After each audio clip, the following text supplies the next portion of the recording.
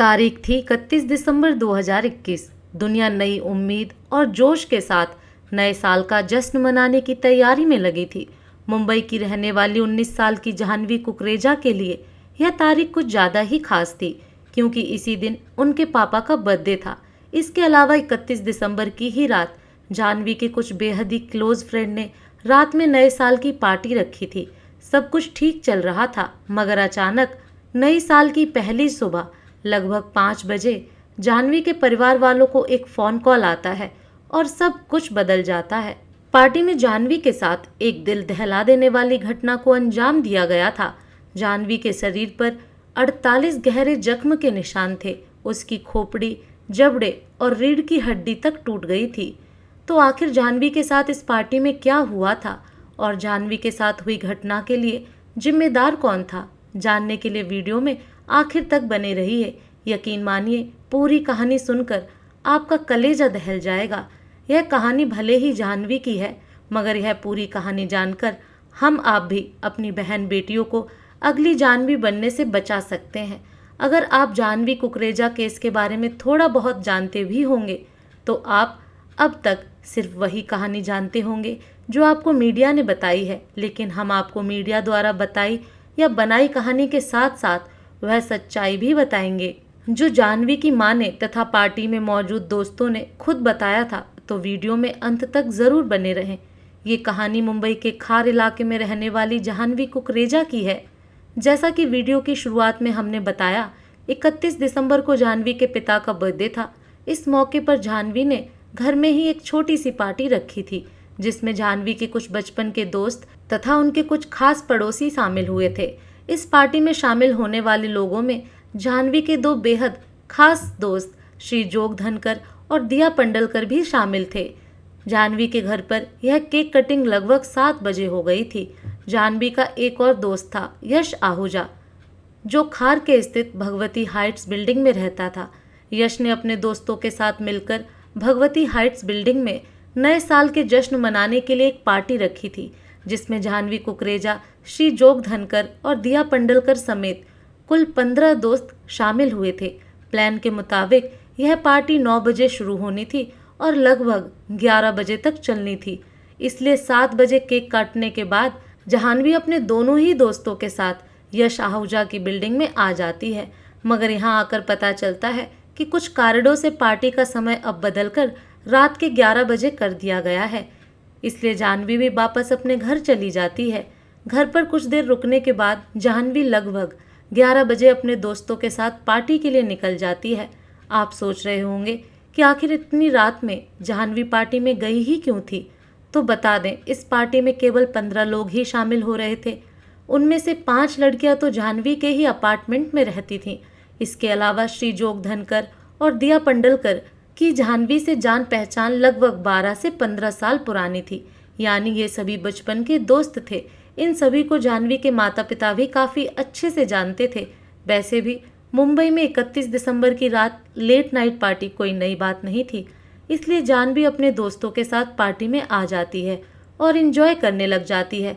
वैसे तो पार्टी 1 बजे तक ही खत्म हो जानी थी, मगर पार्टी कुछ लंबी चल जाती है। इस कारण जाह्नवी रात में वापस अपने घर नहीं जाती है। हालांकि इसी बीच लगभग 1:30 बजे के करीब जाह्नवी के पिता उसे फ़ोन करते हैं, मगर उसका फ़ोन बिजी आता है। इसके बाद वह फिर 2:30 बजे, यहाँ तक कि सुबह 3 बजे भी फ़ोन करते हैं, मगर जाह्नवी फ़ोन रिसीव नहीं करती है।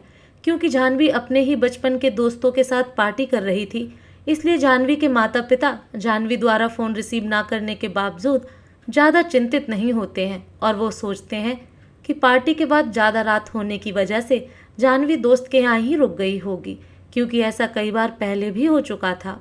अब तारीख बदलकर हो गई थी 1 जनवरी 2022। अभी सुबह के 5 ही बजे थे कि जाह्नवी के पिता प्रकाश कुकरेजा के मोबाइल की घंटी बजती है।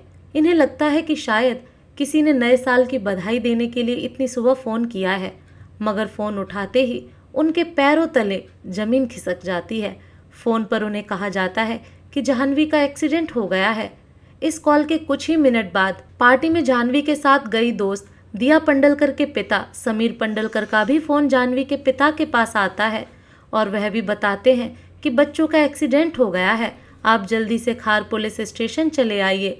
समीर ये भी कहते हैं कि दिया हिंदुजा हॉस्पिटल में एडमिट है, जबकि जाह्नवी बाबा हॉस्पिटल में है। इस पर जाह्नवी के पिता तुरंत कहते हैं कि जब दोनों बच्चियां पार्टी में साथ में गई थीं और दोनों का एक्सीडेंट भी साथ में हुआ था, तो दोनों अलग अलग हॉस्पिटल में क्यों हैं और मुझे हॉस्पिटल की बजाय पुलिस स्टेशन क्यों बुला रहे हैं। इस पर दिया के पिता जाह्नवी के पिता को कहते हैं कि आप जितनी जल्दी हो पुलिस स्टेशन आ जाइए, यहाँ आपको जानकारी मिल जाएगी। इतना सुनते ही जाह्नवी के पिता भागते हुए खार पुलिस स्टेशन में जाते हैं। यहाँ उन्हें दिल दहला देने वाली जानकारी दी जाती है। उन्हें बताया जाता है कि आपकी बेटी जाह्नवी की डेथ हो गई है। वो भगवती हाइट्स बिल्डिंग के ग्राउंड फ्लोर पर मृत पाई गई है। ये वही बिल्डिंग थी जहां रात में पार्टी हुई थी। यह खबर सुनकर जाह्नवी की मां निधि प्रकाश कुकरेजा भी भागती हुई हॉस्पिटल जाती हैं, जहां जाह्नवी की लाश रखी हुई थी।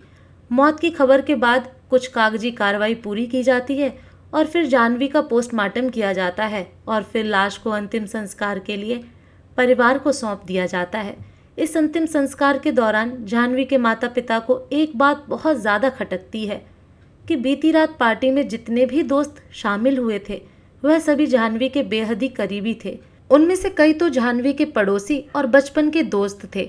इसके बावजूद जाह्नवी की मौत के बाद ना तो जाह्नवी का कोई दोस्त उसके घर पर गया था और ना ही एक पड़ोसी होने के नाते ही कोई जाह्नवी के माता पिता को झूठी ही सही तसल्ली देने गया था। अब इन लोगों को शक होने लगता है कि जाह्नवी की मौत नेचुरल डेथ तो नहीं थी, बल्कि ज़रूर किसी बड़ी साजिश के तहत जाह्नवी की जान ली गई है। इधर पुलिस भी इसे एक अननेचुरल डेथ मानते हुए एफआईआर दर्ज कर जांच शुरू कर देती है। पुलिस जांच में कई हिला देने वाले खुलासे होते हैं। पुलिस सबसे पहले पार्टी में मौजूद लोगों के बयान दर्ज करना शुरू कर देती है। पार्टी में यशना आहूजा भी शामिल थीं।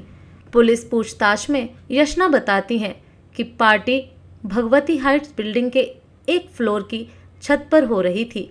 पार्टी के दौरान सभी से अलग होकर श्री, दिया और जाह्नवी एक साथ कोने में बैठे हुए थे।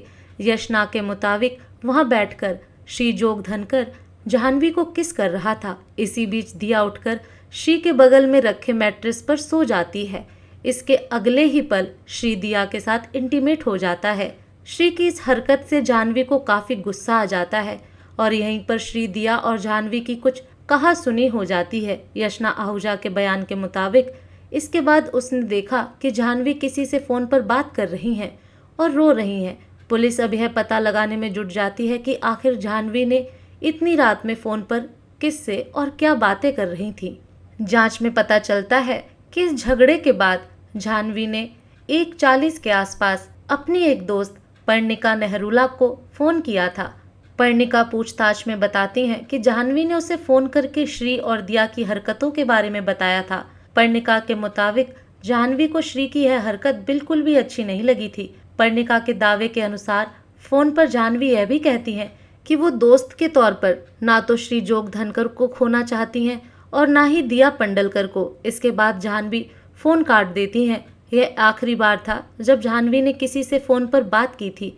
इसी के बाद 2:20 के आसपास जब पार्टी में शामिल कुछ दोस्त घर वापस जाने के लिए नीचे आते हैं तो उनकी नज़र ग्राउंड फ्लोर पर पड़ी जाह्नवी पर पड़ती है। जाह्नवी को मरा देखकर खार पुलिस को जानकारी दी जाती है। पार्टी में शामिल सभी लोगों का बयान दर्ज करने के बाद पुलिस क्राइम सीन की भी जांच पड़ताल करती है, जहां से कुछ अहम सुराग पुलिस को मिलते हैं। पुलिस को बिल्डिंग के 5वें फ्लोर की सीढ़ियों पर पीले रंग की चूड़ियां मिलती हैं जो जाह्नवी ने पहनी हुई थी। 4th फ्लोर पर जाह्नवी का एक सैंडल मिलता है, जबकि दूसरा सैंडल जाह्नवी के पैर में ही ग्राउंड फ्लोर पर था। जाह्नवी का ईयरिंग 3rd फ्लोर पर था, जबकि 2nd फ्लोर पर जाह्नवी के हेयर बैंड्स मिलते हैं। 3rd फ्लोर पर खून के भी निशान मिलते हैं, जबकि 2nd फ्लोर की सीढ़ियों की रेलिंग पर से बाल के नमूने बरामद किए जाते हैं। डीएनए जांच में खुलासा होता है कि खून और बाल जाह्नवी के ही हैं। पुलिस आगे अब श्री जोग धनकर की तलाशी लेती है तो उसके पास से पार्टी वाली रात पहनी गई शर्ट भी बरामद होती है, जिस पर खून के निशान पाए जाते हैं। जांच से खुलासा हो जाता है कि श्री की शर्ट पर जाह्नवी का ही खून था।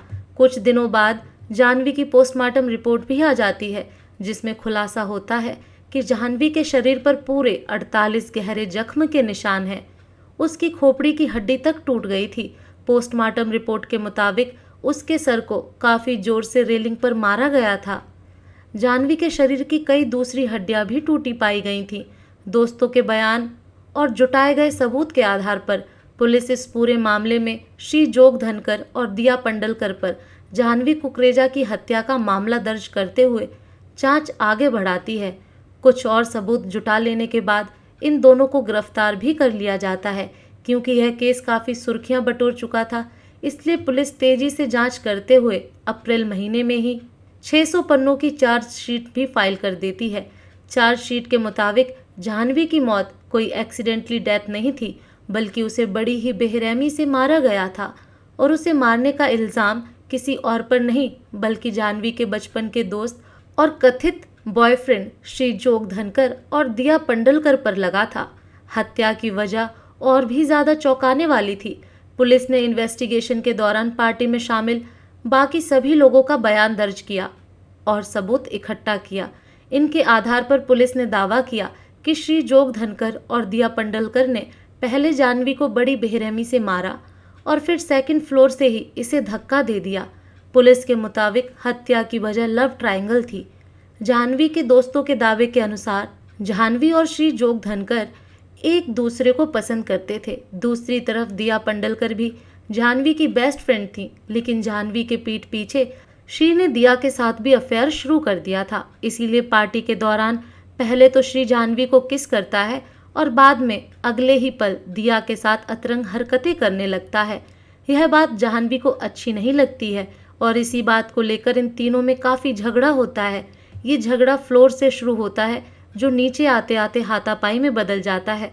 पुलिस की रिपोर्ट के मुताबिक 5th फ्लोर पर आकर इन तीनों में हाथापाई की नौबत आ जाती है तथा दिया और श्री मिलकर जाह्नवी को मारते हैं। इस दौरान जाह्नवी भी अपने बचाव में इन दोनों पर वार करती है।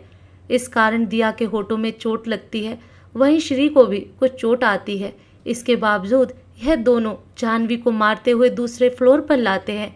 यहाँ दोनों मिलकर पहले जाह्नवी के सर को जोर से रेलिंग पर मारते हैं और फिर उसे वहां से सीधे नीचे ग्राउंड फ्लोर पर गिरा देते हैं, जिससे जाह्नवी की बेहद ही दर्दनाक तरीके से मौत हो जाती है। जब जाह्नवी के कुछ दोस्त रात में जाह्नवी का शव नीचे पड़ा हुआ देखते हैं तो सबसे पहले वह श्री को ही फ़ोन करते हैं, क्योंकि उन्हें मालूम था कि श्री जाह्नवी का बॉयफ्रेंड है। मगर पहले तो श्री फ़ोन नहीं उठाता है। जब कुछ समय बाद फ़ोन उठाता है तो जाह्नवी की मौत की खबर सुनकर भी बिल्कुल सामान्य रिएक्ट करता है। जब पुलिस श्री जोग धनकर और दिया पंडलकर को गिरफ्तार करके पूछताछ शुरू करती है तो यह दोनों जाह्नवी की हत्या से इनकार करते हैं और पहले ही दिन से कहते हैं कि उस रात क्या हुआ था मुझे कुछ भी याद नहीं है, क्योंकि उस समय हम सभी नशे में थे। कमाल की बात तो यह है कि इस कथित हत्या को 1 साल होने को है, मगर अब तक श्री जोग धनकर और दिया पंडलकर ने हत्या की बात नहीं कबूली है, बल्कि ये दोनों आज भी अपने उसी स्टैंड पर कायम है कि मुझे कुछ भी याद नहीं है। दूसरी तरफ पुलिस को आज तक एक भी आई विटनेस नहीं मिल पाया है। मतलब पार्टी में 15 लोग थे, लेकिन किसी ने इन्हें जाह्नवी को मारते हुए या नीचे गिराते नहीं देखा। हालांकि कुछ लोगों ने इन तीनों को आपस में झगड़ते हुए जरूर देखा था। इन गवाहों के अलावा पुलिस के पास फॉरेंसिक और कुछ सर्कमस्टेंशियल एविडेंस हैं, जिसके आधार पर पुलिस दावा करती है कि जाह्नवी कुकरेजा की हत्या श्री जोग धनकर और दिया पंडलकर ने मिलकर की है। अभी तक किसी भी आरोपी का गुनाह कोर्ट में साबित नहीं हो सका है और मामले की सुनवाई अभी चल ही रही है। 2022 के जुलाई महीने में इस केस के मुख्य आरोपी श्री जोग धनकर और दिया पंडलकर ने अदालत में बेल की अर्जी दाखिल की थी, मगर अदालत ने सर्कमस्टेंशियल एविडेंस को काफ़ी मजबूत मानते हुए बेल देने से इनकार कर दिया था। इस कारण ये दोनों अभी भी जेल में हैं। बेल अब तक की जो कहानी हमने बताई है वो पार्टी में मौजूद दोस्तों द्वारा पुलिस को दिए गए बयान पर आधारित है। अब हम आपको इस कहानी का दूसरा पक्ष यानी वह पक्ष भी बताते हैं जो पीड़िता जाह्नवी कुकरेजा की मां ने मीडिया को बताया था।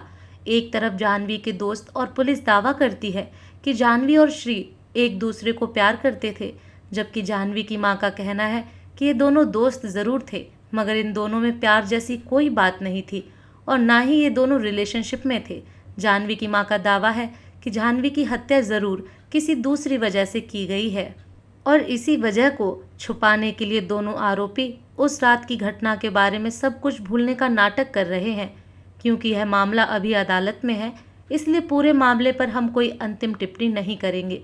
दोषी कौन है वो तो आने वाले समय में ही पता चलेगा। फिलहाल दोस्तों, आपको क्या लगता है कमेंट बॉक्स में ज़रूर बताएं। मिलते हैं क्राइम की दुनिया से जुड़ी ऐसी ही एक और सच्ची कहानी के साथ अगले वीडियो में। धन्यवाद।